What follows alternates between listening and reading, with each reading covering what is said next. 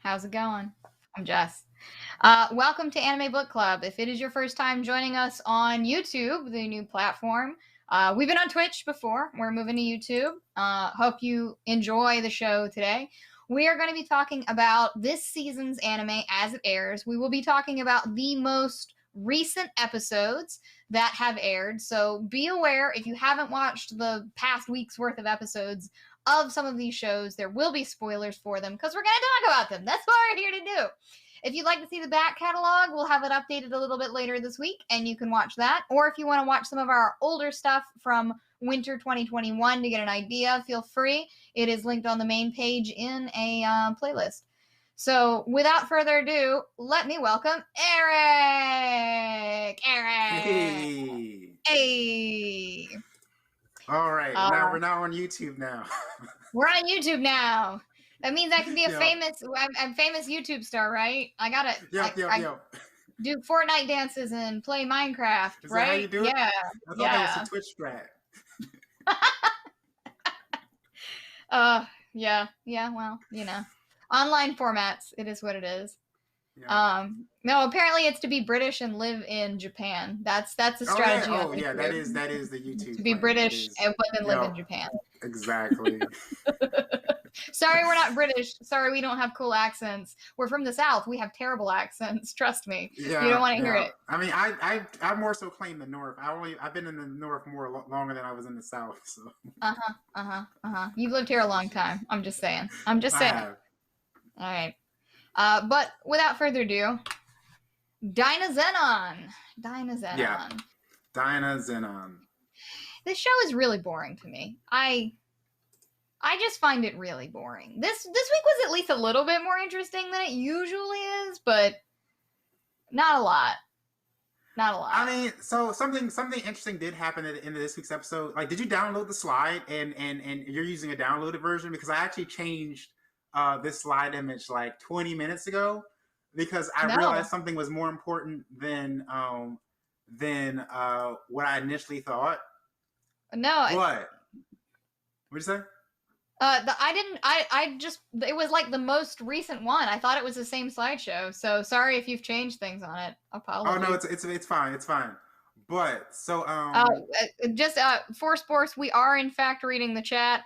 And hey, I will fight somebody. Dino Zenon is really boring. All right, I watched all of Gridman, and this show is super duper boring. And I actually kind of liked Gridman. All right, just saying. Okay, so.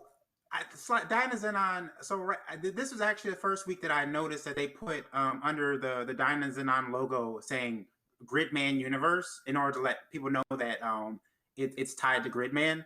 If you didn't already guess from the SSS, but this is also the first week where they actually are introducing a crossover between the two worlds because the episode ends with Grid Knight showing up, and Grid Knight was the mech of the little angry boy that was in Gridman that was like a villain. The little angry boy that was in Gridman. Yeah, the little angry boy. Yeah, I know who you mean. I know exactly who you mean. Yeah. Is now in Dino Zenon, and we don't know if it's him or if it's just Grid Knight, and maybe I think maybe Chise might take over. I don't know because in the opening, if you watch the opening.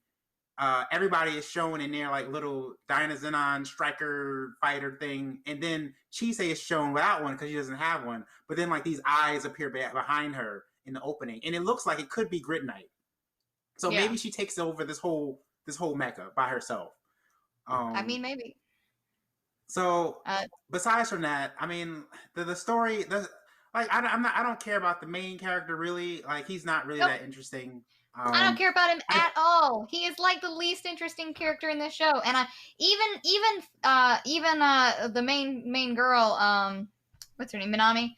I mean, I don't want to sound insensitive, but I don't really care that much about her sister storyline either. It's not super compelling.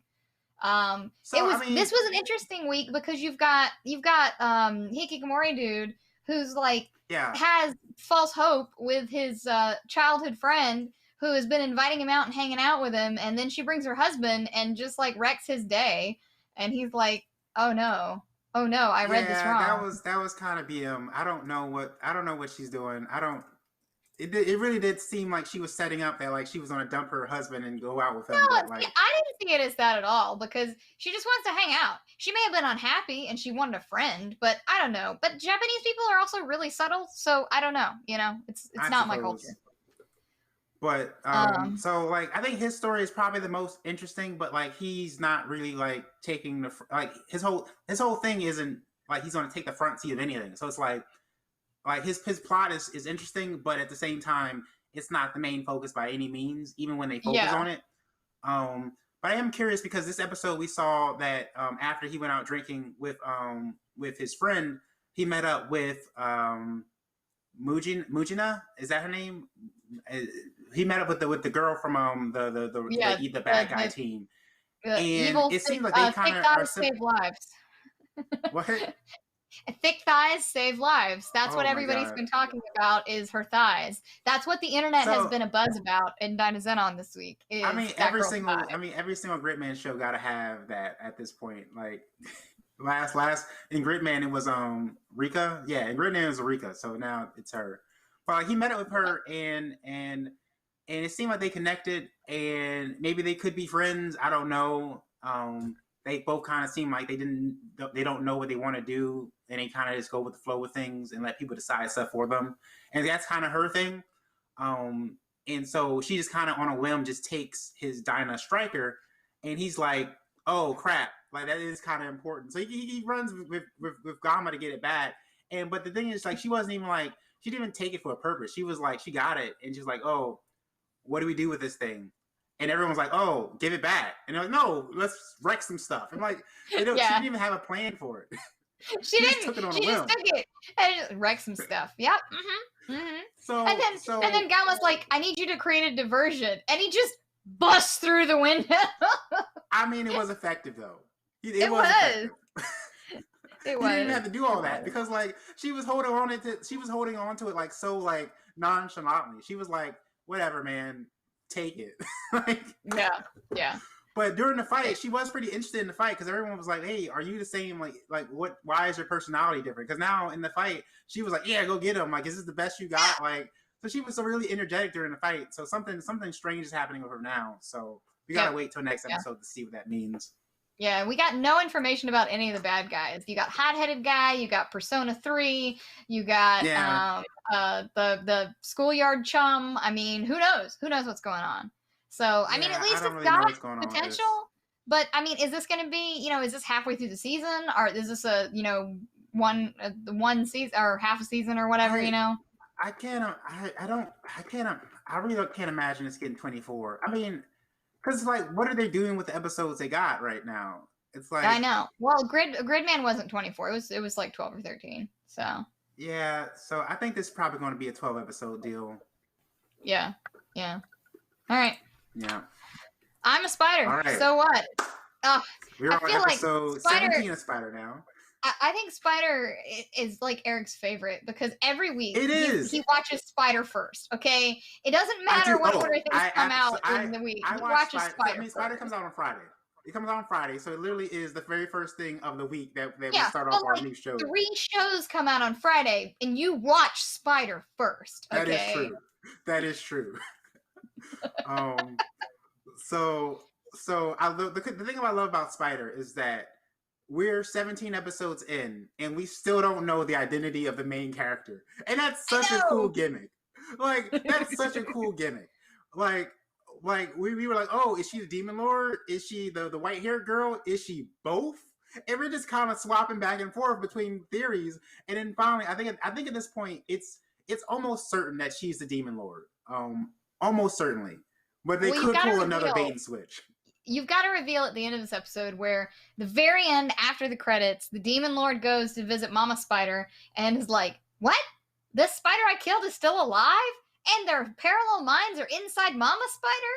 And then, oh no, now their parallel mind is inside me. And it's like, oh, I see where we're going here. Okay. Yeah, so it's pretty amazing that her parallel minds was even able to attack the Demon Lord. And then one thing that Reddit users really were quick to point out was that the voice actor changed for the Demon Lord, because for all episodes we've seen up to this point, it sounded like I think it's Aoyuki. I think that's her name. The voice actor that does the main character. Her voice was completely different this time, and so they're thinking that the voice that we heard in this episode is the original Demon Lord, and everyone else been seeing prior is the main character's version of Demon Lord. Yeah. So besides from that, a lot of other stuff is happening. We got to see the Demon Lord is preparing to attack the Elf Village.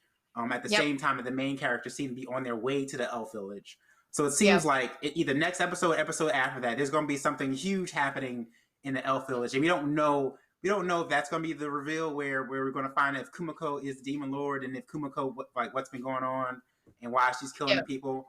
But it seems like that's where everybody's finally going to meet up with each other. The humans are all down in the dungeon, and you learn about like dungeon sickness, and they start getting weird dreams, and then they meet like vestiges of spiders that she's left that give them cryptic messages and all kind of crap like that, and it's pretty great. It's a very good episode this week. And also she's like has her body parts floating in the ocean, and they've blurred out the bloody part, and that's what's in this picture. And I'm just like, why was that necessary? Like we've watched her just tear apart things in the show. Why? I think it's more for a comedic effect at this point.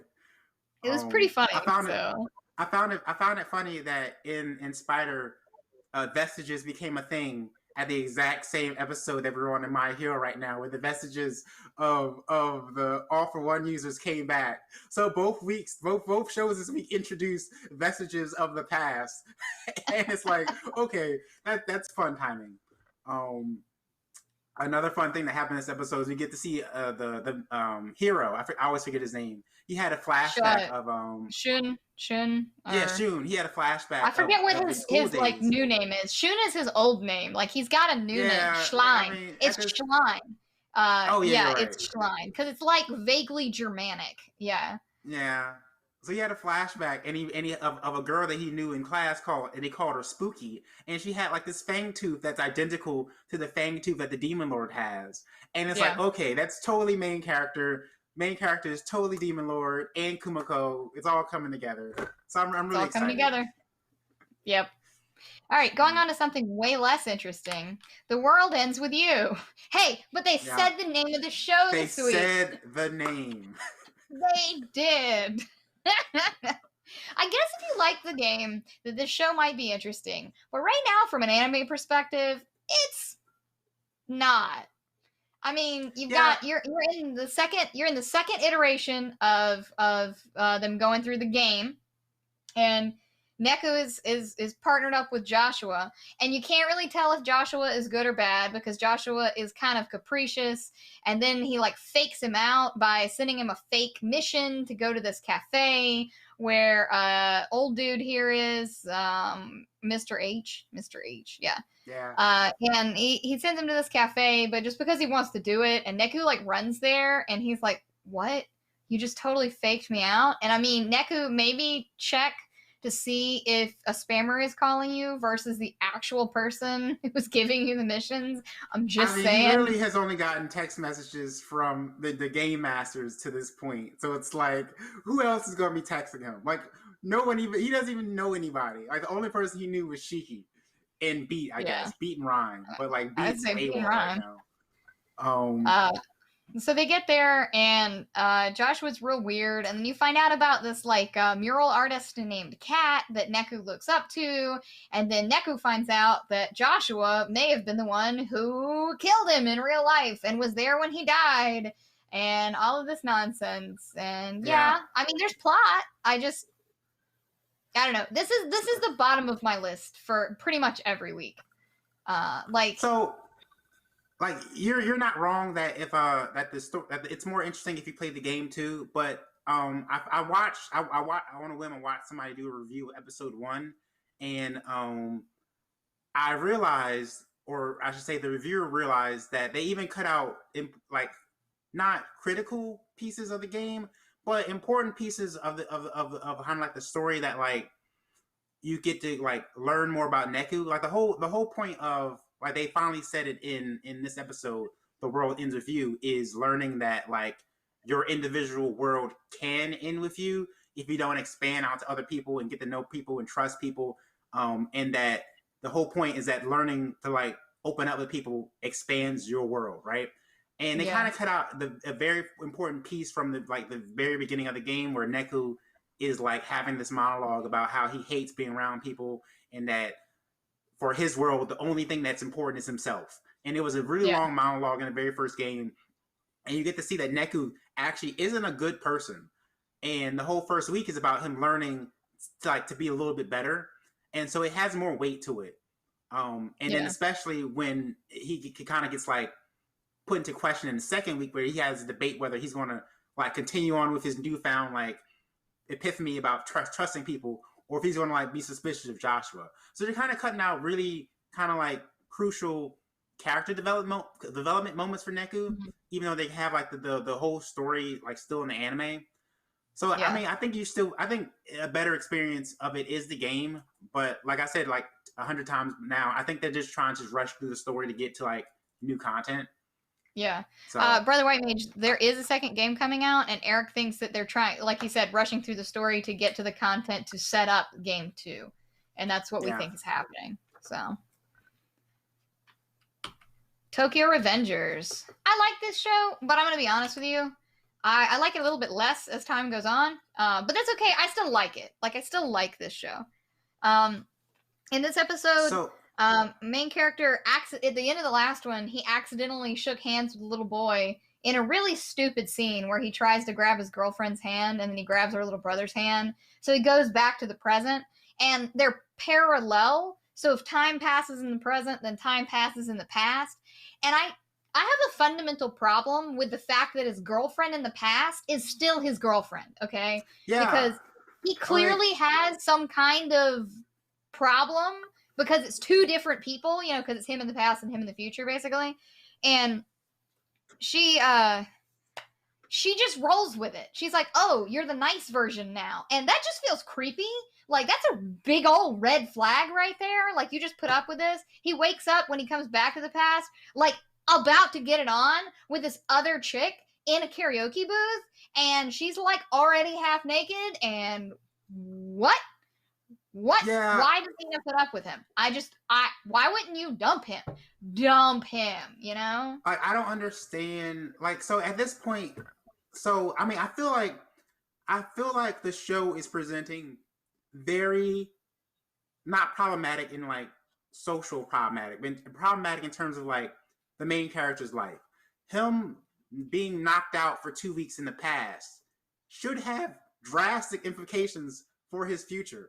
If you wake up one day and you're like, I don't remember the last 2 weeks, that's scary. Yeah. Right? Oh my God, so if this is continually happening, right? At what point does he say, hey, wait a minute, I think I need to go to the doctor? Like, I know. Well, I mean, he's a punk, so he's probably still real freaked out, which will lead him to do other weird, bad stuff. And I agree with your comment. Like, his whole, the new objective is you find out that Draken died and that Mikey is really upset about it. And that led down this path to where, like, Mikey gets involved with the other guy and they become, like, big crime lords or whatever. And you find out there's a turf war going on with this 2 generations older other clan that did horrible things to, like, somebody's girlfriend. Like, just absolutely terrible things. And it's like, oh my God. And they're gonna have like a turf war with them to support this guy whose girlfriend and him got beat the crap out of. And I don't understand how the main character thinks he's gonna protect like the second strongest guy in the entire group. Like, what are you got beat up by their grunt. Like, the guy that like bashed your face in wasn't even like, they didn't even know his name. They were like, who are you? Why do you think you have any power in this situation? Why are you setting a fight club at this school? You're trash, right? Yeah. And then he smashed in your face, and you're going to protect the guy that's like 20 ranks above him? Like, what are you talking about? Yeah. I don't know, man. I don't know. So I don't know. And I feel like I think comparing the show to a race is inevitable. But the thing about a race is that the more you think about it, the more things become interesting, and the more you say, oh, this is a possibility, maybe they're doing this, maybe this could happen, maybe that could happen, right? The more you think about Tokyo Revengers, the more it falls to pieces. Oh, yeah, absolutely.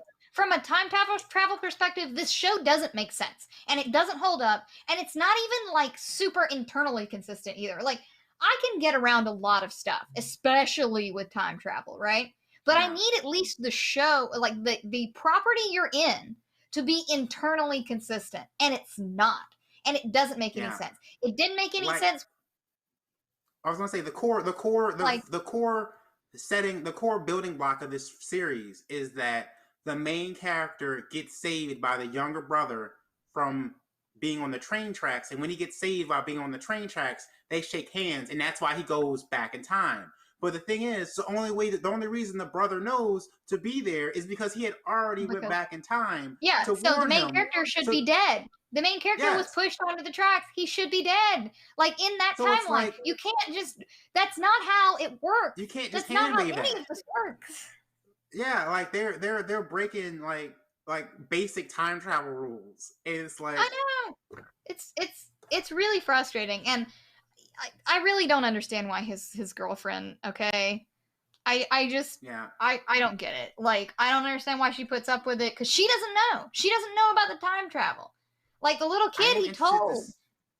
I'm interested to see how quickly they save her, though, because she's like, if you watch the ending credits of the show, like, the whole ending sequence is her like walking in the rain as an adult.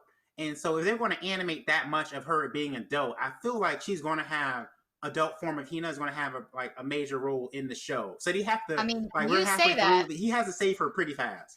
You say that, but openings and endings have lied to us before. Okay, I never got to travel in the upside down castle in Utena, and they never wore that armor, and I'm forever mad about it. Okay, and that was in every freaking opening to that show. I wanted to see the armor. I wanted to see them fly on flying horses. I mean, and I never got that. It was a lie. It was a pure lie.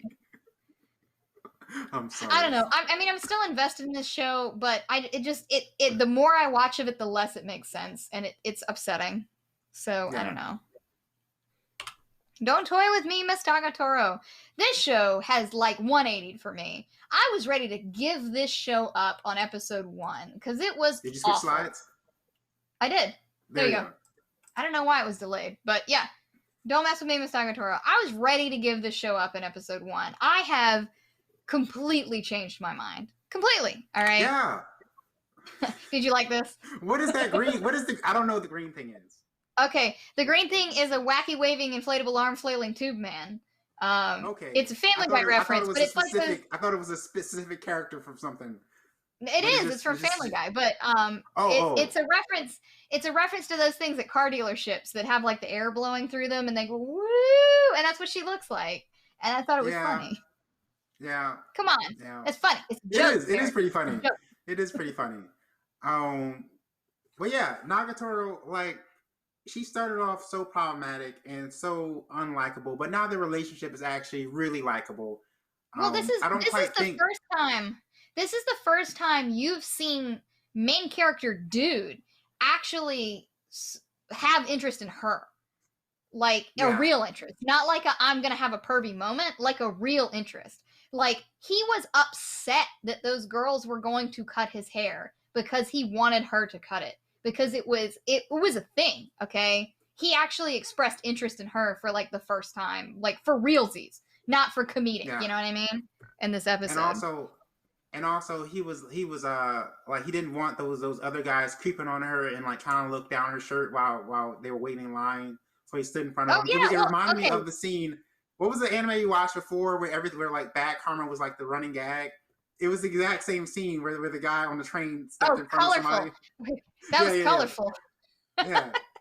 So they actually are concerned about each other's well-being at this point. All right, listen, Brother White Mage, it's not Stockholm Syndrome when the dude is sad and alone and he comes out of his shell, okay? And it's been a lot longer. He's not trapped by it. He could do other things with his life and he doesn't, okay? I'm just saying he doesn't. He could do a lot worse. Yeah. That's all I'm saying. But I mean, okay, you said he could do a lot worse. I mean, she was pretty bad in the beginning. She wasn't like the first episode or so, but she's gotten way better. And I gotta talk to you about the second part of this episode, all right? I need the audience to understand exactly how much I relate to that. I have a weird condition where, like, in the sun, I don't sweat enough and I get overheated very easily. So I actually really loved the second half of this episode. They go to get ice cream because she wants to get ice cream at this specific place, but it's got a really long line and it's in the sun. And he totally notices she's overheating and pulls her out of line and gets her a sports drink. And that's just so nice because I've been in that position about 100 bajillion times where I thought I was going to die because the sun hates me. And it was just so considerate of him to notice that she's really like overheating. And I liked it. Okay. I relate to it on a weird level, but I liked it a lot. Yeah, that was a good scene. Cause like you said, it shows that he has an interest in her and her well-being, and that like they're friends now. Like they're friends that just have fun messing with each other. Like she messes with him like 10 times more, but he can get her back whenever like he goes over her house and plays video games, right? So like that's it. That's the dynamic of their relationship. I don't think the dynamic works romantically yet, but like I feel like their relationship has been evolving at a steady enough pace where like it could eventually get there. Yeah, no, and I feel like we're gonna shift into that mode pretty soon, which is good because I was getting tired of the same tropes over and over, and I feel like we're actually finally making progress, and it made me like the show a lot more. So I'm looking forward to it. Shadow's house. We got major movement in Shadow's house this week too. So all of your shadows and their dolls are in the trial now, or the debut. And I am really confused by the debut because from everything we know about this show, what it seems like is the shadows are supposed to be, the dolls are supposed to be mimicking their shadows, and they're mimicking them in perfect sync. But none of these people have actually been practicing that. And that's what confuses me about this. Like, basically none of these dolls and these shadows have actually been working toward that goal of making one like the other. And it's like, if this was this important and your doll is going to get, like, thrown away or something if you don't win, and it's your status as a shadow, why weren't they practicing more? And I'm not even talking about Emilico. I'm talking about all of them. Yeah, I mean, I think the only ones that really, I think the only pair that really was not quite practicing, but like working towards that goal was Patrick and Ricky. Like Patrick and Ricky is the pair that's like the boys that are really stuck up and are like they like talking down on people, and they're like twins.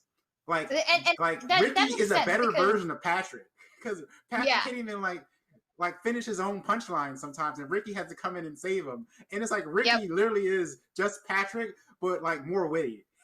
Yep, he is. And they're the only ones that feel like they're what they should be for whatever this world is, you know? Like that other girl who was like immediately mimicking her shadow's face, you know, and stuff like that. Everybody else is abjectly terrible, okay? And I just... Like Rum is particularly bad, like very bad. I feel like Rum might actually be a perfect. I feel like Rum and Shirley might actually be like identical. They're both so shy and like incapable of like putting themselves out there that they just sit back and just do nothing. Like they don't even talk to each other. They just both incredibly shy. Erik, you're a little bit in and out on your video here. Sorry about that. I missed a little bit about what you said. Oh, so I was saying that Rum and Shirley almost might be perfect because like they're both just so incredibly shy that they both kind of just sit back and do nothing. So it might actually be like they're perfect, but you can't even tell because they're both so shy and not expressing that they're both like almost the same person. Everybody in this room is not doing well at this debut, and they just need to get it in order because they're all gonna go to like, I don't know, the human useful to going to the glue factory, and then they just need to like step it up, man. So yeah, I don't know if it's my internet that's cutting out right now. It's a little weird, but hopefully it fixes itself. So I really like that each shadow has a completely different relationship with their doll. Like we get to see in the episode that Sarah and Mia has like this S&M relationship where like Mia like enjoys being beaten by Sarah and like calls it like her growing moment. So I don't know what that means, but it seems like that's their relationship. While John and Sean are like best friends, and like John even like decided to wear glasses to mimic Sean, even though it's supposed to be the other way around. And then like I was saying, like Shirley and Rum are just like shy strangers that don't even talk to each other. Then you have Patrick and Ricky that are twins, and then like Louise and Lou are just like Lou is just like an extension of Louise, so she loves Lou because she loves herself. So like they all have a completely different relationship with their doll, and it seems that like Emilico and Kate are going to have to like decide what they want their relationship to be. And like during the debut, Kate realizes that like Emilico is just an absolute terrible doll. Like she cannot do the functions that she was made for, but she decides that like she prefers that. She didn't want a perfect doll. She just wants somebody to like be around. And so I think that's cool. I like that each of them presented their relationship in a completely different way, and you get to like see what the main character's relationship could turn into. But the trial is really ambiguous. Like the doll that like is like judging them. He has like this little weird. He has this little like bookcase, and he moves their like miniature down a level whenever they make a mistake. But he doesn't tell them what the mistake is. He just slams it down and makes a show out of it. Yeah, he got really mad about one guy. It's like, it reminded me of like 5 points from Gryffindor from Harry Potter. Like every time he slams one of the little pegs. Well, we'll see more next week. Yeah. Battle Athletes Victory Restart. The show is so weird. All right, so you've got like this. Okay, so I will say that this is definitely this and The World Ends With You are probably my like bottom of the barrel, but this has the opposite problem of The World Ends With You, where I feel like The World Ends With You has like one plot that I don't care about. This one has like 8 plots that I don't care about, but it's got a lot of plots going on. So, you know, it is what it is. Yeah, like there's a lot of there's a lot of stuff going on, and it's like it doesn't even feel like there has to be this much going on. Like it's not like this massive web of mystery. There's too much. Every like time it Taxi is like this well woven web that's like slowly. I know, like, this is the opposite. This is like we're gonna throw a bunch of splatter on the canvas, and it's gonna overlap maybe, but we don't care, you know. No, so and it's just like you've got a lot going on here, and some of it matters, and some of it really doesn't, and. You've got a competition in this episode, and of course, white-haired girl, Ava, is that her name? She wins again because she's real good at everything. But then you've got... and apparently, and so course, somebody noticed, the pink-haired scientist girl noticed that Ava doesn't breathe.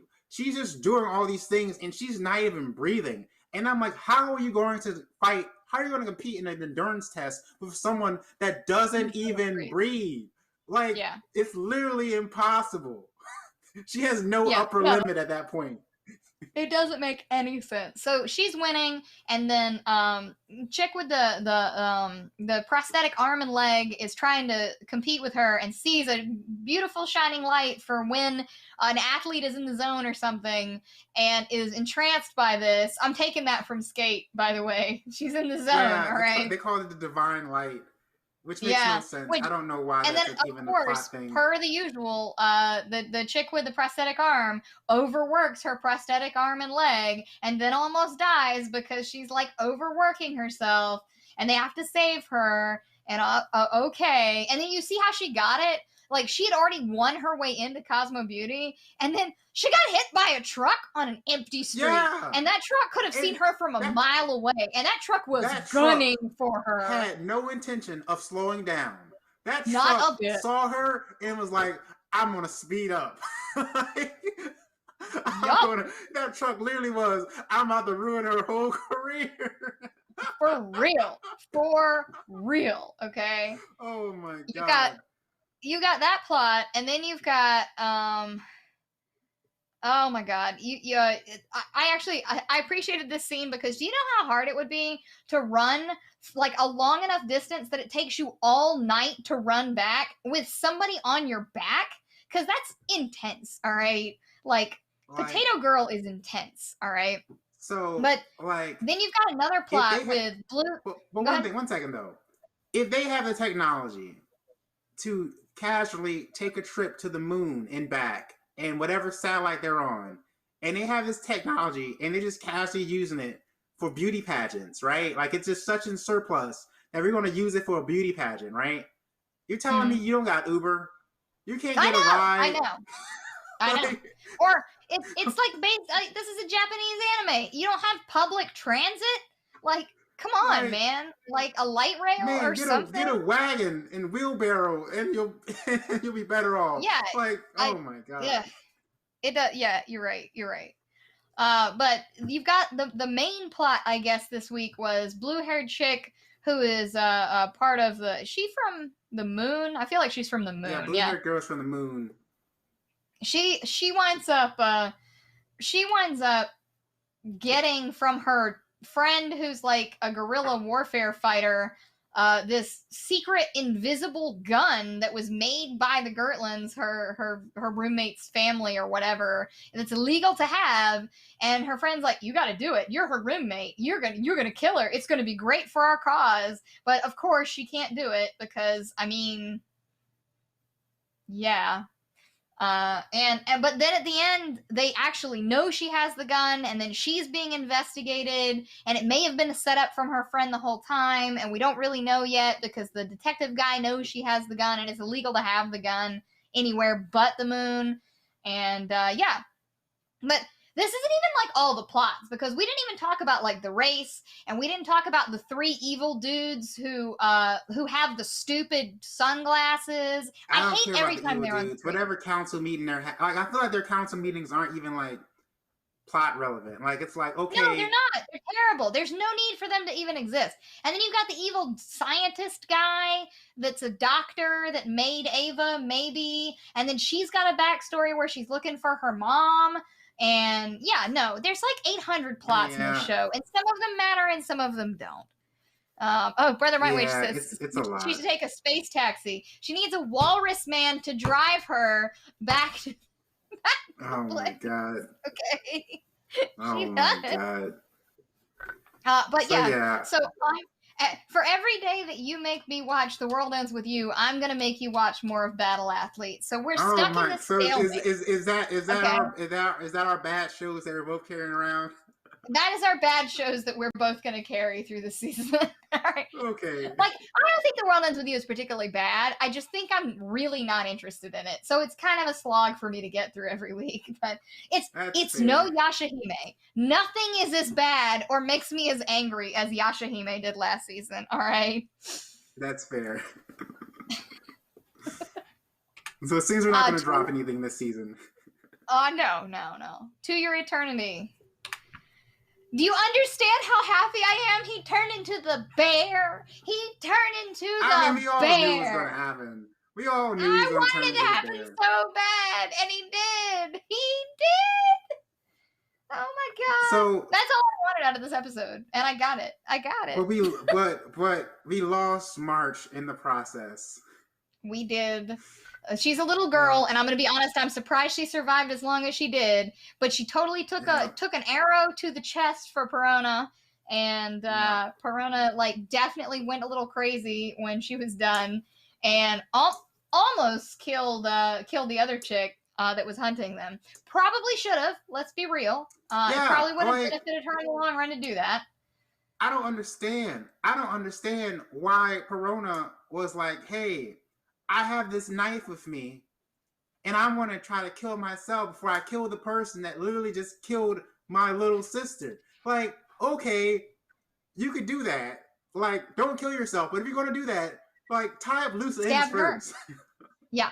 Mm-hmm. Like, it wasn't even like, it wouldn't even been like a fight. She was like, when Fu turned into the bear, he went on a rampage. He was destroying that entire destroyed village. That town. Like, he destroyed... I forgot a point about not Gridman, Dino Zenon earlier. And this is going to relate to this, right?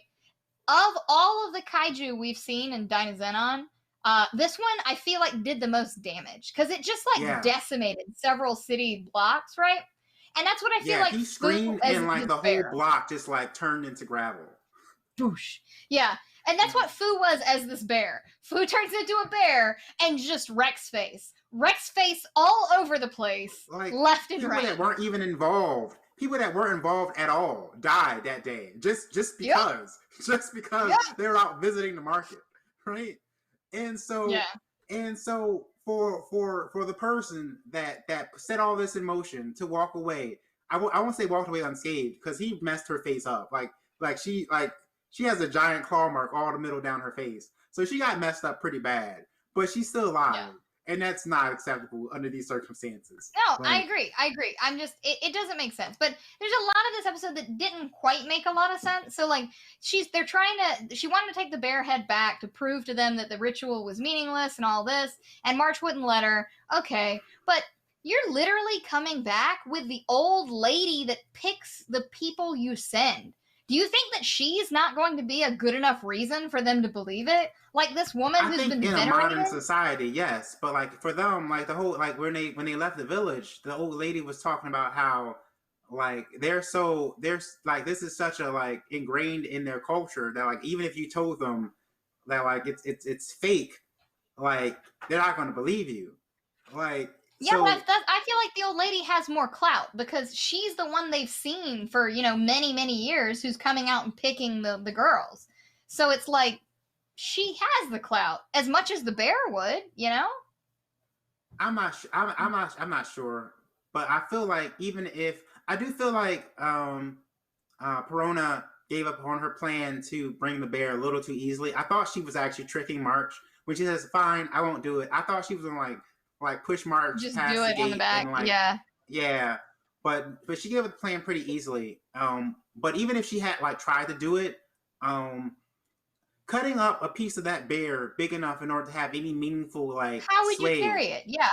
Yeah, I mean they had a huge wagon, but at the same time, like they barely got away with having 2 women and a small child. Like I don't know if you would have gotten away with 50 pounds of bear. A bear head, yeah, or something. Yeah, exactly. I was thinking that too. I'm like, is she going to cut off its little fluffy ear? I mean, what are we going to do here? Or a paw? Yeah. Even a paw would be freaking huge. And it's like, yeah, I don't know. But March is dead, and she got to see herself as an adult in a dream sequence where she had the little like animals that she had sewn for her as her babies. And she also possessed Fu for a little bit. Yeah, she possessed Fu so that Perona wouldn't kill herself. So I'm not. I mean, I'm sure. I feel this show is like based on the opening. I feel this show is about to go really magical really soon. I mean, more magical than what it already is. But I feel like Fu suddenly getting possessed by March was like a little bit out of the current realm of what we know from the show. You know what I mean? Like I was not expecting that. So I don't know if March is going to come back. Maybe her ghost will carry on with him, or maybe it's going to pass on. I have no idea. But I feel like a lot of weird stuff is about to start happening in the show. I think so too. And we're definitely starting a new arc now because March is dead, and you know. Yeah, and now he has March to turn into. Like he was walking away from the forest after the girl tried to kill him again. He was walking away dressed or looking like March. So. Yep. Fruits Basket. Okay, Fruits Basket is barreling toward the end of the series, and I like that because we get a lot of plot every single episode. This whole episode, I know a lot about what happens, but I have not read it, so I know a lot of spoilers. So gotcha. I have not read the manga. I don't know any spoilers, and so a friend of mine was thinking that there might be one more core to the final season. I don't know. Yeah. I don't know enough about how the pacing to tell you, but we are getting a lot of plot, and we are getting it really fast. As a reminder, in the last episode, 2 of our Zodiac members have had their curse broken. Now, Momiji was one of them. And Kurino. Yeah. And Kurino's was way back in the past. You find out in this episode, Shigure kind of knew that it was going to happen. He assumed it because all of the Zodiac members are alive at the same time for like the first time in like hundreds and hundreds of years or something. So he's like, I thought something might happen. And just kind of guessed that they were going to be breaking the curse. And Shigure was super mean in this episode, and I don't know if that had a purpose other than him being mean, because usually when he's mean, it's for a purpose, like to press somebody into admitting something or saying something. But it kind of just seemed like he was being mean here, and then Toru got real upset. And this whole episode was Kyo and Toru talking about how they actually love each other, but they can't admit it because Kyo's going to have to go live in the cat house. So I feel like whenever we have like a character that's like two-faced and like you learn more about the character, it always ends up being you learn that the character isn't as bad as you might have thought, or they have motivations that like you didn't initially know, and like they become more sympathetic. With Shigure, it feels like every time we learn more information about him, we learn that he's more of a scumbag than we initially thought. Oh yeah, right. I was gonna say when he slept with Akito's mom. Yeah. It's like I did your mom, man. It's like there's no reason. There's just no reason for him to be this mean spirited to everybody. Like, yeah. And then I guess the reveal is that like he loves Akito, so everything that he's doing is his weird way of trying to like get closer to Akito and maybe like throw away or get her to throw away everything else she has. That way he's the only thing that's left. But it's like it's such a weird way to go about everything, and you don't have to literally just like punch down on everybody like this. Yeah, and especially Toru, because Toru's like weird and fragile and has nothing but like good stuff. Like she's like just a good person, and everybody in the family has now realized that too. Even the ones that didn't like her, or like realized that. But so one of your comments, that was Toru's mother at the end, not Toru's father. So at the very end of this episode, Kyo has this weird, creepy flashback of a really bloodied up Toru's mom, because he knew Toru's mom from Kyoko like when she was younger, when he was like a little kid, because they lived in like the same area. But yeah, no, and there's no explanation for that yet. It's just a weird flashback that Kyo has where he freaks out and he's like, "Where did that come from?" And that's like the end of the episode. So yeah, we've been waiting almost 60 episodes to figure out what's the deal with that blue hat, and it's been like a dangling plot point for so long, and it's so weird. Some of it because she got lost, and then a boy with a blue hat helped find her, and he thought it was Yuki at first, but it was really Kyo, and they were both involved, and Kyo like spent time with her mother, but when he was a little kid, because her mother was trying to help him out, and you got like some backstory on it, but he like has this weird trigger memory when he sees it in her room. Yeah, and he had this memory of her saying, "I'll never forgive you." So I was thinking that maybe he might have like had some type of involvement with like her dad's death. I don't know. So I don't know why. It's definitely her mom. It has to do with her mom, because her dad died, I think, before any of that. She barely remembers her dad. They were older. True. Yeah. So. Yeah, I don't know. Because I always assumed that maybe like her mom was like, I don't know, got hit. Did they ever say how her mom died? Wasn't it like a car accident? Yeah, she got hit by a car. She was in a car accident. Yeah, so like I always assumed that her mom might have tried to push Kyo out the way and got hit herself, and that was like she might have. I don't know enough about it to tell you. Yeah, so I always assumed that was what was going on, but I don't quite understand why she would ever say, "I will never forgive you."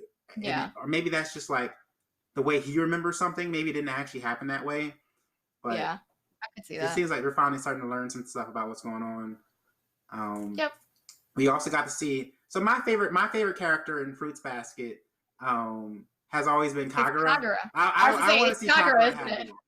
Like whatever she wants, like I want her to have, except Kyo, of course, because that's Toru's. But like I want Kagura to be happy, and she came in this episode and she slapped Toru because Toru was like taking too long to like confess her feelings, which is out of line. Like that's a little bit too much, I gotta admit.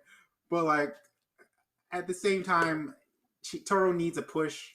Because she wasn't gonna do anything on her own. She does. So, Agreed. I also like Kagura. I like Kagura because she's voiced by the Queen of Tsunderes, and Yeah, I Rei appreciate that. Kagemura. Yeah, I appreciate that a lot. But Yeah. all right, moving on. Mars Red. I know I like this more than you do. This is a show that I definitely like more than you do. I But just don't it was a little bit. everything about Some of Mars this Red episode is was. just so weird and confusing. And I don't know why things are placed in a particular way. Like all the characters contradict themselves every few minutes. Like they might say something and then like the next scene they say the exact opposite. Or they might be on one side and then the next scene you realize, oh no, they're a traitor. Okay, why though? Right? Well, So like I definitely missed the part where what's her face's Misaki's dad was their boss. Like I missed that early in the season, and I was like, her oh, dad was whose boss? okay, or Oh yeah, he's yeah, all yeah. Misaki, yeah, yeah. yeah. Yeah, Misaki. That never that thing that just got revealed this episode. I don't think that was a that definitely wasn't a thing in the previous episodes. Winston says they So revealed they it two just dropped episodes that. ago. I missed that, Did they? but yeah. But it makes sense. I mean, like, and he saved main character dude's life, and he's like, well, my life is yours, so if you want me to turn into this mindless vampire monster, sure, why not? And so the two vampire guys are like, what are you doing? Because their whole lives have been upended by accident by getting like eaten by a vampire, and they had to like change their whole thing, and they've been working so hard to like find a new place in the world and everything like that, and they're like, what are you doing? You're a human and you take pride in that. Why are you doing this? And they're like freaking out because he's just like, yep, my dad-in-law said it, so I'm gonna do it. And then he gets real because he can't deal with his feelings. He's a man. Okay, that was a glib statement, but this guy fits the profile. This guy definitely fits the profile. The stoic, I don't want to talk about my feelings type. That's this guy, all right? And so he's definitely just going to do it and not talk about it and then get mad at vampire dudes because they're trying to stop him. And then it was kind of random that there was an earthquake, but there was an earthquake. And oh, I feel so freaking bad because Old Man Vampire is now, he's saving main character's life and he's walking into the sun to take the thing off of him so that he can save his life. And it was good. I'm going to miss Old Man Vampire. I'm going to miss him. Like, okay? I feel like he was the only interesting character in the show in terms of the vampires. Like, I'm who else did we kind of with you on that because I think he was the most interesting character in the show, and I'm more than a little sad that he's gone. Like, his storyline was interesting. His thing with his wife was interesting. His interactions with the other people and like the difference between the S-class vampire and the unranked vampire, that was interesting. Like, and I feel like a lot of like centered if he around was the Old main Man character, Vampire. this would be a better show. Yeah, I kind of think so too. I kind of agree with you there. But the only other character that like I'm interested in this show is the reporter girl. But like her plot. Oh, she got her wish. She got her wish that she could write about vampires, and she had to teach her boss about it. He's like, what is that vampire? What is that thing? Dragon fruit? And she's like, dragon fruit? It's Dracula. But here's the thing. Here's the thing I didn't understand about that, right? So the episode starts with her walking down the street, and then the whole sky is red, and then I guess the sun comes up, and like 10 people in town burst into flames in front of her. Yeah. So she's like freaking out, like, what just happened? So then it cuts, and then it's like that scene didn't even happen. It's like that scene didn't happen. It cuts to her in her office talking to her boss, and her boss is like, vampires don't exist. We're not about to run a story on vampires. Like, get back to like the real stuff that like I assigned you. The implication is that a lot of this vampire stuff is getting too known in their like town. Because you had the Ara vampires who made all these other vampire kids because they were eating the boys, right? They were eating the young boys and throwing them in a pit. And then all of the ones that became vampires came out of that pit and they were like mindless zombies. And so they kind of like flooded the town, and that's why they had to get like the vampire regiment that the sergeant had made to go and clean out the town because it was chock full of vampires. Because these two RR ladies, in conjunction with their manservant, who was actually working for little blonde dude, was causing chaos by having all these like mindless vampire dudes all over town. So I have to imagine that like the people in the town are paying attention now, and they're like, so on one that's hand, terrifying. I feel like everybody in town should know about this. Like they were walking in broad daylight and they disappeared in broad daylight, right? Well, right? I think that's the thing. On one hand, a lot more people in town do know about it. But a lot more people in town do know about it. But now the editor is like, hey, we should talk about this because it's becoming more mainstream, and basically giving her permission to do it. But she has to educate him on vampire stuff because he calls it dragon fruit and not Dracula. Like, it makes sense when you say it out loud, but like the way that the episode cuts these events up makes it feels like such a whiplash, because he literally said, no, we're not running a story on vampires. 5 minutes later, he comes back, and it doesn't tell you what experience he had when he went to town. 5 minutes later, he comes back and says, oh, now I'm 100% all in on this vampire thing. Yeah. And you don't know why. It's like, what happened to change your mind? And I thought the same thing about the sergeant. The sergeant was like, oh, I don't want to see like my soldiers like in harm's way. I don't want to see them die. And like he was just like this like ideal like leader up until this point, but now he's like switched. Now he's working with the vampires to make vampire killers with the same guy that was supplying the vampires that wrecked the town. And it's like, what is even your motivation at this point? Like, why is that guy selling? I guess he's literally selling arms to both sides at this point. I mean, you should know it. So I don't know. I mean, anybody's selling arms to both sides. I mean, I'm just saying. Yeah. 6 of this, so we're probably about halfway. So I don't know. I'm just confused. All right, but I'm glad you enjoyed this show.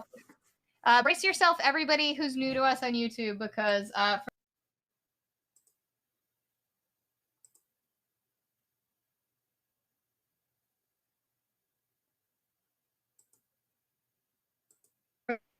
restarting. Am I back?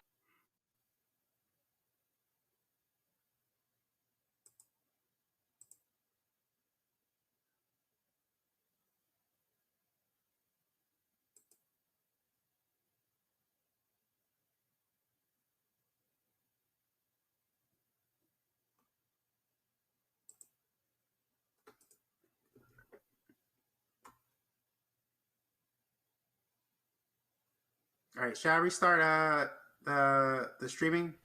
No, I think I'm moving. I'm moving all the way around now. Cool. I think we're good. Okay. Sorry about that. Sorry, everybody. So for everybody on YouTube, please forgive us, because for the next little while, we're going to talk about our favorite show out this season. Wait, no, go back. Odd Taxi. Odd Taxi is the best. Taxi is great. Sorry about the delay on the vMix there. Do you know why it would be delaying from the screen capture?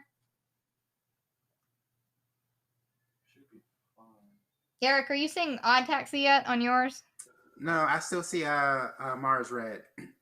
Yeah. Hang on. Give us just a second. There we go. Odd Taxi. Okay.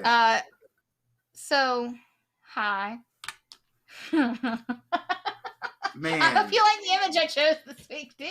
This is a great image. This is a great image. Our boy is so committed to the joke that he's going to get shot just to have a cool story to tell. He is so committed.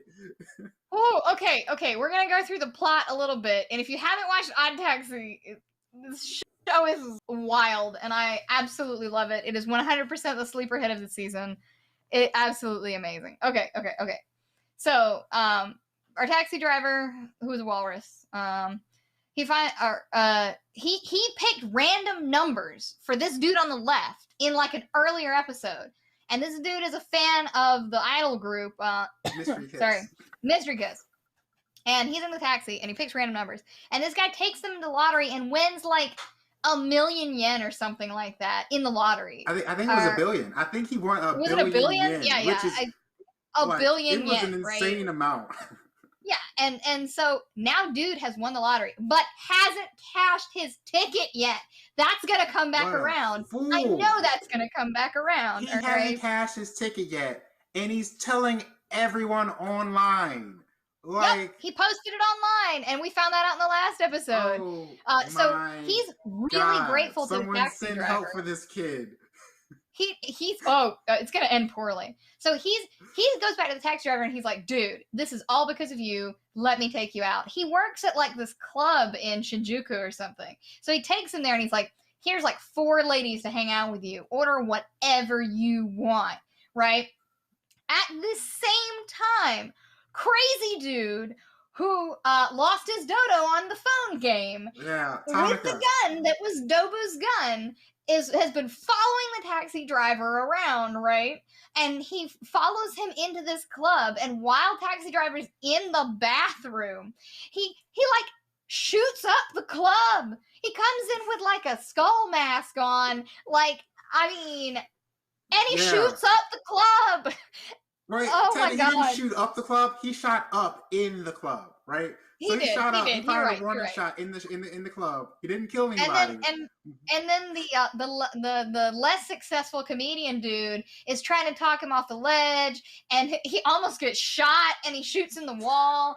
And dude on the left helps the taxi driver get out the back door and run away so he doesn't get hurt. Nobody knows this is connected to the taxi driver yet, except for the dude shooting in the club, right? Oh my God. And he goes home, and the alpaca lady is there waiting for him, and he's like, I don't want anything to do with you. You forgot one important thing. When he gets to his car, the back seat of the window is busted out. Because Tanaka took the phone back that he was using to track main character, and he took it back. Yep. It was left in there by one of the Mr. Kiss girls, and then he took it back. And so he's like, oh, that obviously has nothing to do with this club that I was just in getting shot up, but okay. So he goes home, and Alpaca Chick is there, and she's like, actually, I did this for Dobu, but I really love you. And he's like, hey, maybe don't mess with me. And won't let her in his house because there may or may not be somebody in his closet that she doesn't know about that we found out in like episode 2 or something. So that'll come back around, I'm sure. And she's like, what happened to your car? And he's like, nothing. I'm like, what? Oh, okay. All right. And she tells him about like her history with Dobu and that she used to date him and stuff like that. But she wants to leave him and all of this.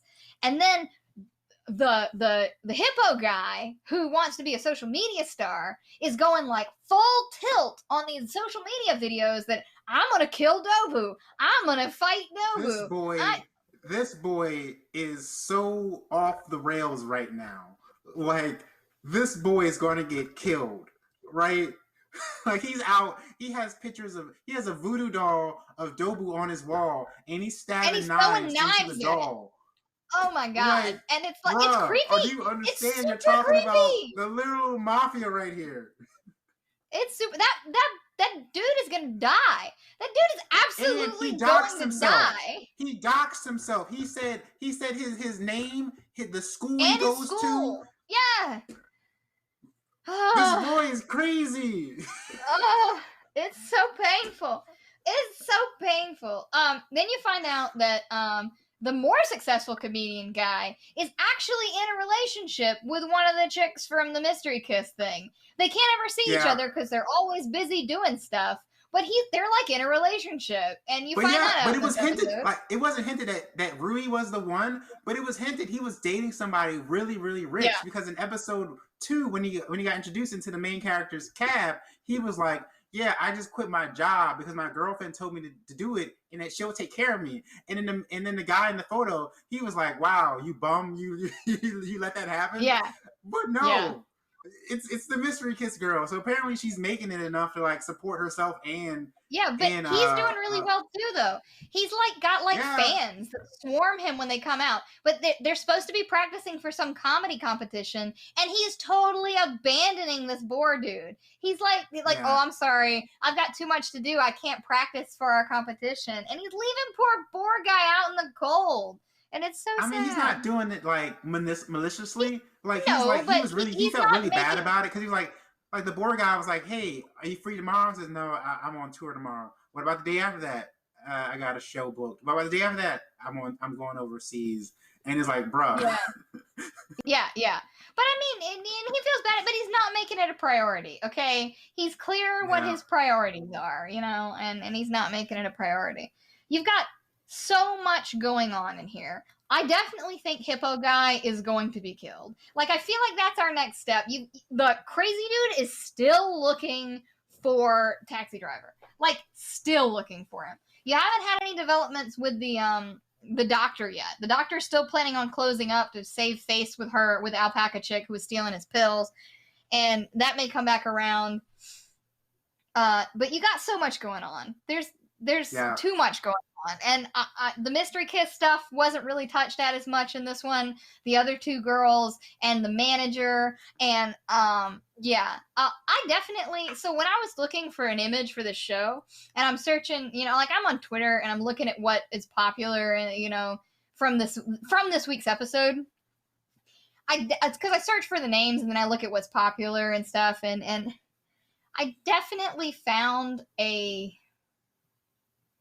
not safe for work image of the guy that's the manager of Mystery Kiss in his underwear with a lot of visibility there.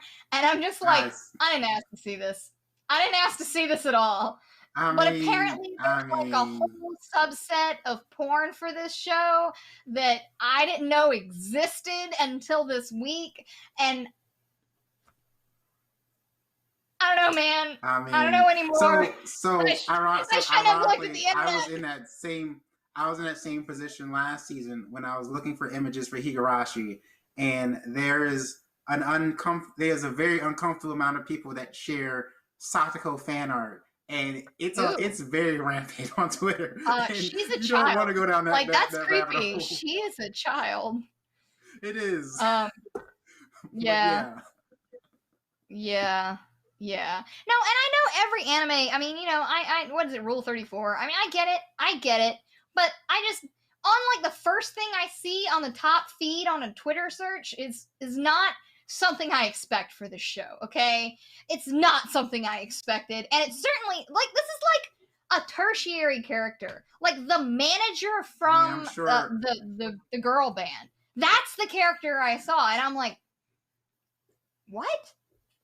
Yeah, I'm sure Alpaca Girl has her fair share too. Oh, I'm sure she does too. That would have made more sense to me, but this, I don't know, man. But anyway, Taxi is like the best show. Did you watch the preview for next episode?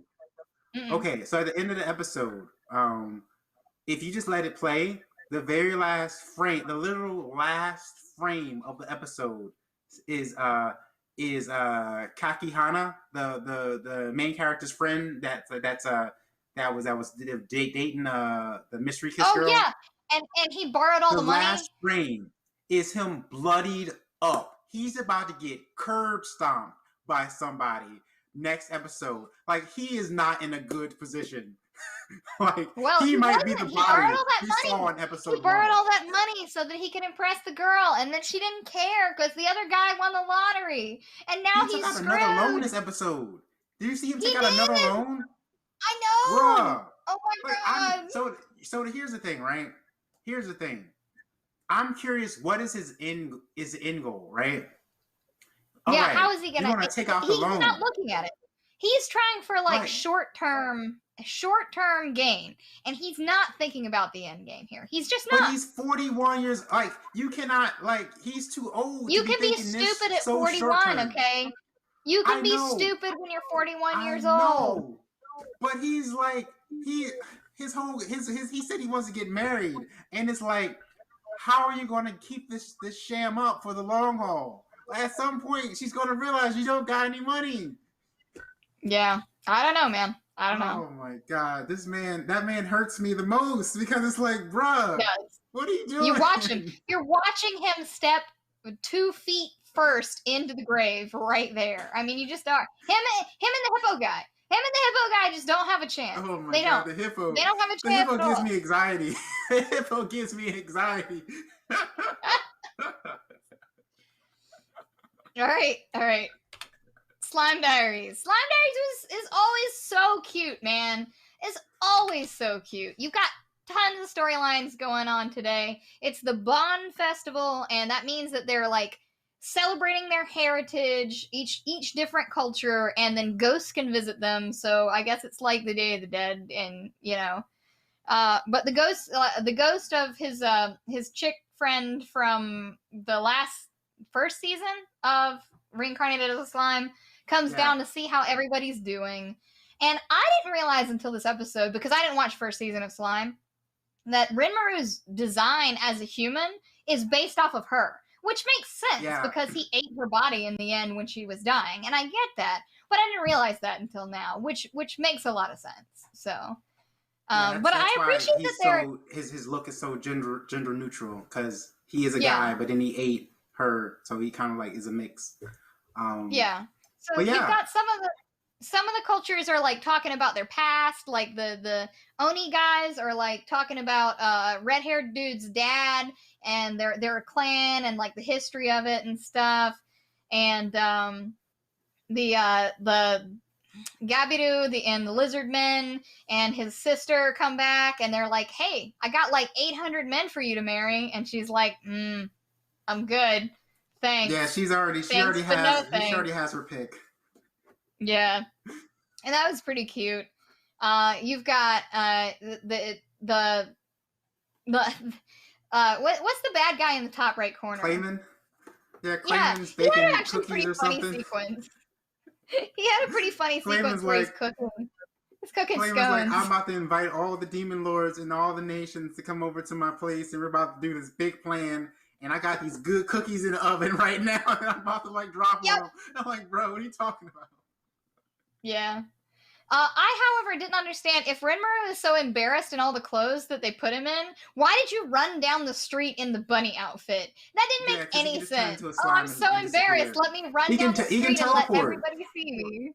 He has so many options. He can teleport. He can turn into a shadow and be his dog's shadow, and like he has so many different options. I'm telling you, like I said this like a few weeks ago. The whole purpose of this like side story is to put Rimuru in more female clothing. That way they can sell figures. I'm positive that bunny girl is going to be a figure like by next week. Yep. The little goblin girl in the early scenes could see ghosts, so definitely got some sixth sense crap going on there. I don't know if that's going to be like a plot point that's going to get carried over. Or this is just like an OVA exclusive type thing. But it would be pretty cool if she has some type of ability that like has some effect like in the main series. It really is just funny how invested you are in the side stories, even though you haven't seen season 1. Like Jess, you really should like at some point in time go back and watch season 1. Hey Erik, we're on a new platform. Tell everybody who my favorite character in Slime is. Yeah, your favorite character is Gabiru. And it's like, you haven't seen where he started. Like, if you knew where this boy started. I love him. He's the best. He hasn't been. I didn't have a favorite character in this show until we started watching Slime Diaries. And now it's Gabiru. It's Gabiru forever. I love him. Yeah. He's great. Like, I don't hold his season 1 debut against him anymore. But dang, it took a while for him to turn around. The boy, oh my God. So many people have died because of this boy. I love him. Okay. I love him. I love like the stupid weirdo over the top character. I'm not saying that's because I love Inosuke, but I'm going to think it real loud because I also love Inosuke. Okay. Like a lot. So but yeah, this Gabiru is the dragon dude, or yes, he's the weird one, and he dances. I love it. What are they called? They're lizard folk, aren't they? What they're called? Lizard men. Yeah. Lizard Man. Mm-hmm. I love Yeah. him. I love him. I like He's the his best. sister a lot more than like him. But his sister, she doesn't get a lot of screen time. She just everything about her is just how much she loves Soe.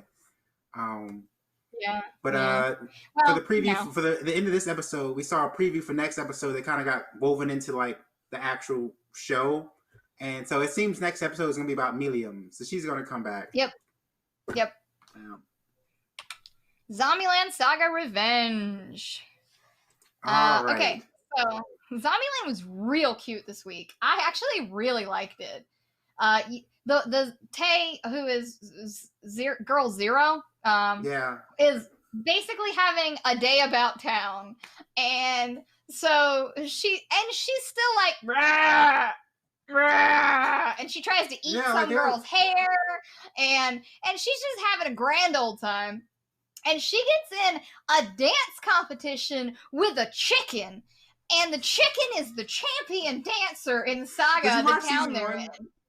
No, I've never seen season 1. Okay, that's the chicken from season 1 that she harassed and attacked. They did a commercial with this chicken man. And she harassed him and bit his butt and bit like she tried to eat this man.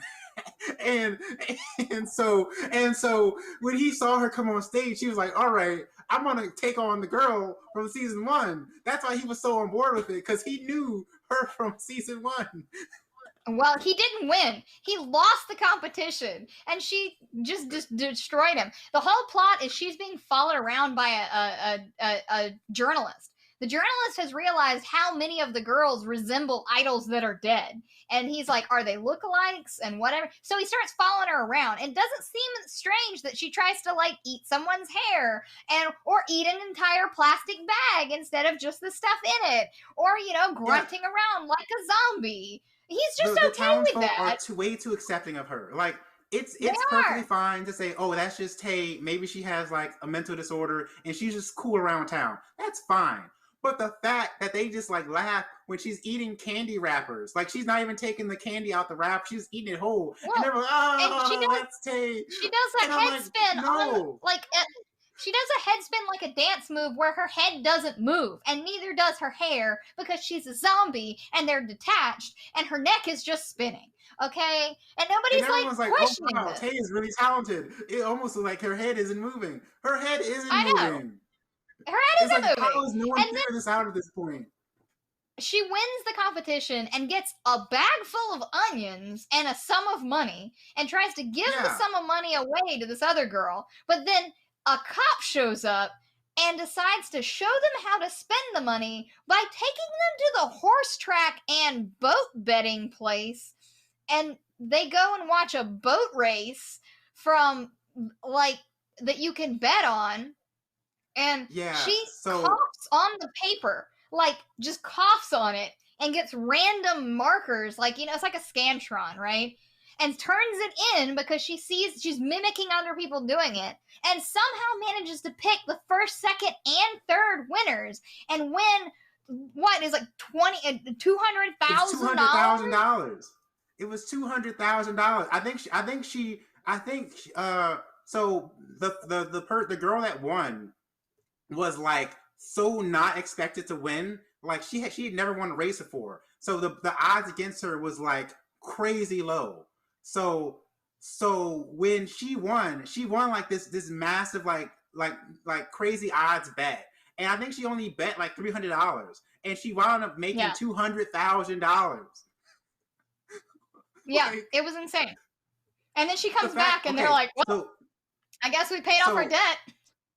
So this episode, maybe do some research into like Japan's, because Japan has very strict gambling laws. So I was like, wait a minute, how is this even allowed? But apparently the very few exceptions for Japan's gambling laws is horse racing, motorsports racing, and the way the pachinko businesses get around. You gotta go to a different place. You don't get an immediate cash out. You have to get something. Those are the very few exceptions.